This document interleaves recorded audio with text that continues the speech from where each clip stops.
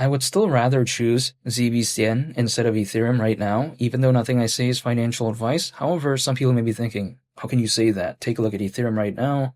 Price is nearly 4,700 and market cap is nearly 570 billion. Totally aware of that.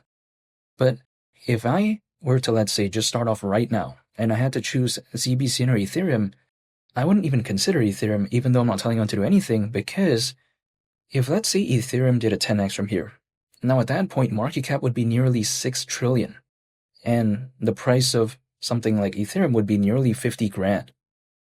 I don't know if that's even logical for the next 6 months, let's say, for instance. It's not something that I would really believe in. Now, sure, some people like to say, oh, but who knows what's going to happen in the future? I'm totally aware of that, but we just have to take a look at the market cap there. It just doesn't seem that logical for the next arguable 6 months. Now, it's a different case, I think, maybe 10 years later or something like that.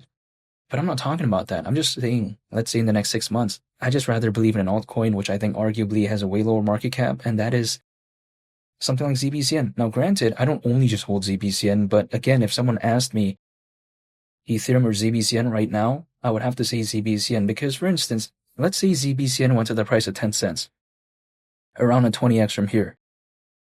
Like, I mean, it doesn't even seem that unrealistic because if it were to ever even reach that, market cap at that point, considering current circulating supply, again, at the price of 10 cents would be around $9 billion.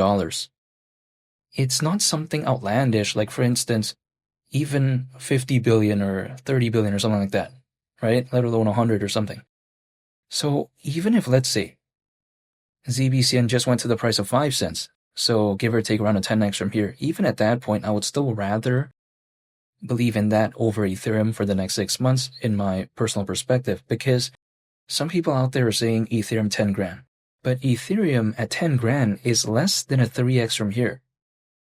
It's actually slightly over a 2x from here, but even besides that point, it doesn't seem like something that really excites me because, again, I just don't really find that exciting. However, I'm not saying that Ethereum is bad or something like that. I think it's a very good layer 1 blockchain. It's proven, how it is really one of the top premier arguable layer 1 blockchains. Take a look at how well it's doing. Take a look at the adoption. Take a look at the Ethereum ecosystem. I think it's very impressive. But again, I just don't get how all of that is really gonna really be a good thing towards me. Why am I bullish on Zebec? It's because Zebec is basically, the way you take a look at it, somewhat a miniature version of Ripple and Stellar, but then with a Solana aspect. So if I'm bullish on XRP and XLM, and there's another alternative, arguably, that has a way lower market cap and then has a Solana aspect, that for me is something I want to look into because I like Solana as a layer 1 blockchain. I like its, kind of adoption that we see as of late. It's nowhere near as good as Ethereum, but I still like it nonetheless. I like how Solana also has a good following.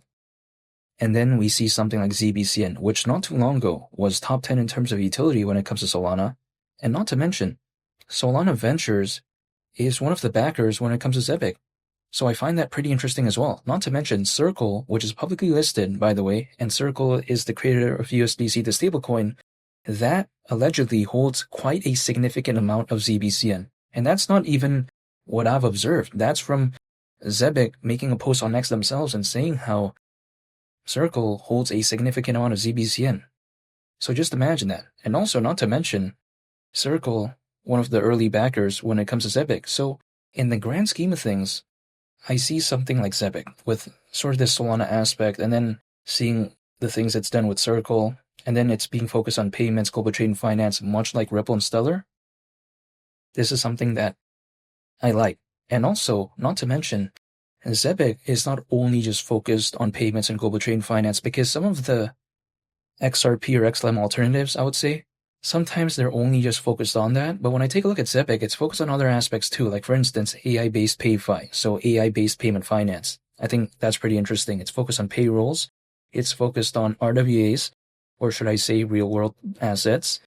And that seems to be an emerging market as of right now, not to mention it's also focused on the Zebec cards, which in the grand scheme of things isn't really that impressive. I mean, even many meme coins out there have cards, so it's not like it's nothing that really revolutionary, but I find that pretty cool nonetheless. And again, being focused on payments and global trade and finance. So in the grand scheme of things, I like the fundamentals of Zebec, and also somewhat the main thing that sometimes people can kind of complain about when it comes to Zebec is because they take a look at Ripple, they take a look at Stellar, they take a look at aspects of ISO 20022 when it comes to that, and they say what's going on when it comes to Zebec. However, keep in mind, Zebec is working towards ISO 20022 compliance. So that right there, I think if they could ever achieve that, would be a major victory, because I think that really kind of solidifies that it is a project that's focused on payments and global trade and finance. And we have to consider ISO 20022, that is currently being used by many financial institutions from all around the world for something called inter-organizational data exchange.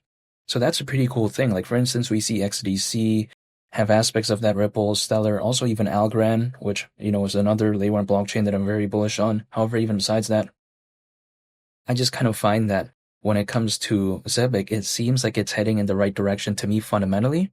Now, when it comes to the price, it's going to do whatever it wants to do. I have no control over that. However, in the next 6 months, arguably, ZBCN is going to have to be the pick for me instead of Ethereum. Like, if, for instance, I don't only hold ZBCN, but if someone was like, hey, right now, ZBCN or Ethereum, I'm going to have to choose ZBCN. For me, it's not necessarily knowing the exact moment in time. For me, it's just more so preparing. So as of right now, like what I've been doing for quite a while, I'm still preparing in a sense where I'm just dollar cost averaging, holding, and just waiting, and that's about it.